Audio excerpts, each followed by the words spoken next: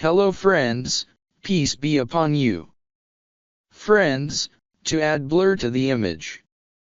Blur Gallery has 5 different options. But the old Photoshop only had a blur filter. In this, you could not focus image on a single point.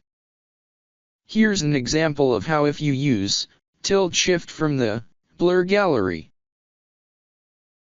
This allows you to focus the image on a single point. And the rest of the area will remain that blur. And you can control where you want to blur. You can control up from these dotted lines. And within the straight lines, your subject remains in focus. I cancel it.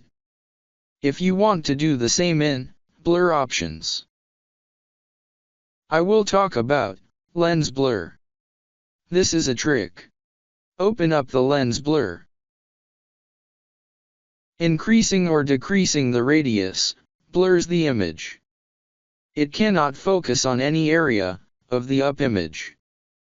And in iris you get 6 different shapes. These are triangle, square, pentagon, hexagon, heptagon and octagon. These 6 will give a bokeh effect in the background. What if we now want to focus on a particular area of the image?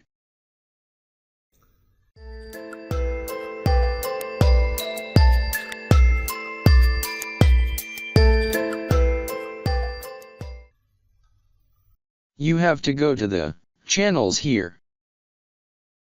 And a new channel will be created with the name Alpha 1, you can give it any name. I leave it as Alpha 1. After that, you have to pick the gradient tool. And that's the basic black and white gradient to pick. By default black and white, your foreground color should be white. And choose classic gradient that old Photoshop used to do. Press Shift to draw a straight line that will apply gradient.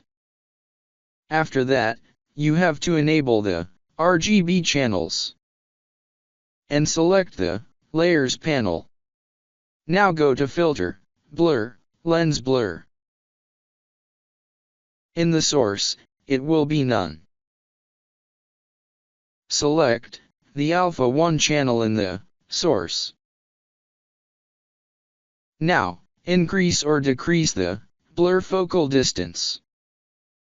So, you will see that image is focusing on a specific point. If I select triangle in shape, the triangle bokeh effect will be visible in background.